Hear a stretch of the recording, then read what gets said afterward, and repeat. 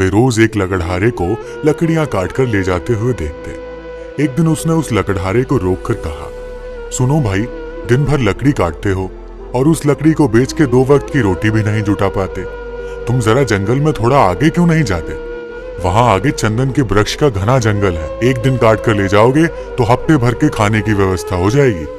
उस गरीब लकड़हारे को विश्वास ही नहीं हुआ, क्योंकि वह तो सोचता था कि जितना वह जंगल को जानता है उतना और कोई नहीं जानता।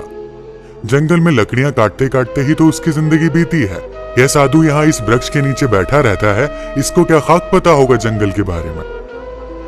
मानने का मन तो नहीं हुआ, लेकिन फिर सोचा कि नुकसान ही क्या है। कौन जाने, शायद वह सन्यासी ठीक कह रहा हो। फिर झूठ भी कहेगा क्यों? शांत आदमी मालूम पड़ता है, दयालु भी लगता है, और इससे पहले कभी बोला भी नहीं है। एक बार प्रयोग करके देखने में क्या जाता है। साधु की बातों पर विश्वास करके वह लकड़हारा जंगल में आगे गया। जब वह वहां से लौटा तो साधु के चरणों में सिर रख दिया और कहा, मुझे क्षमा करना, मेरे मन में बहुत संदेह आया था, क्योंकि मैं सोचता था कि मुझसे ज्यादा इस जंगल के बारे में और कौन जानता है। मेरा बाप भी लकड़हारा था, उसका बाप भी लकड़हारा था। हम इसी जंगल में लकड़ियां काट काट कर अपना गुजारा कर रहे हैं। कभी यह सोचा ही नहीं कि इससे आगे भी शायद कुछ हो सकता है। मैं भी कैसा अभागा हूँ। काश पहले पता चल जाता तो आधी जिंदगी गरीबी में न गुजारनी पड़ती।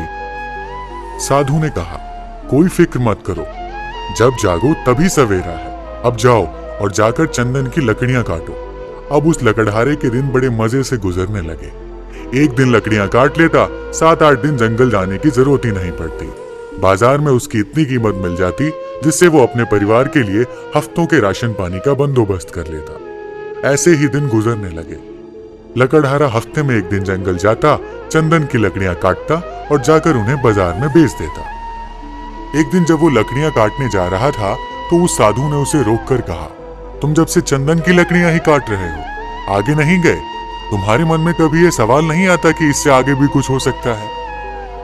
यह तो मेरे मन में सवाल ही नहीं आया कि चंदन के आगे भी कुछ हो सकता है, लकड़हारे ने कहा।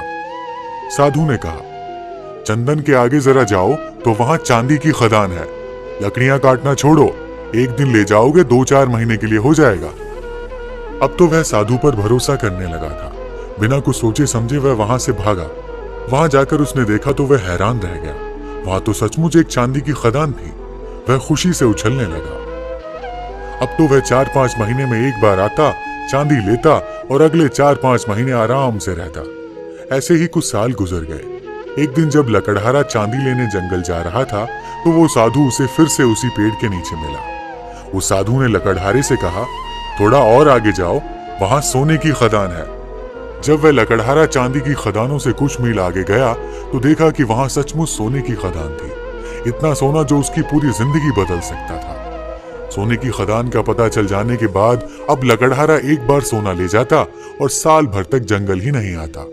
उसकी जिंदगी बड़े आराम से गुजर रही थी। ऐसे ही कुछ साल गुजर गए।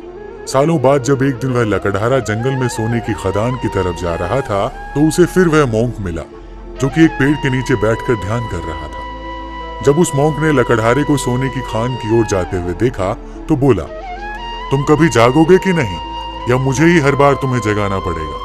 तुम्हें खुद अपनी तरफ से सवाल नहीं उठता? मन में जिज्ञासा नहीं उठती कि आगे जाकर देखें कि क्या है? लकड़हारे ने कहा, मैं भी मंद बुद्धि, मुझे ये सवाल ही नहीं आया। मैं तो समझा कि सोने से बड़ा और क्या हो सकता है, बस यही आखिरी चीज रही होगी। फिर साधु ने कहा, अरे भोले इंसान, सोने की खानों से आगे जा, वहां तुझे हीरे की खदान मिलेगी। जब वो वहां जाकर देखता है तो उसे अपनी आंखों पर भरोसा ही नहीं होता। वह सचमुच हीरे की खदान के पास था।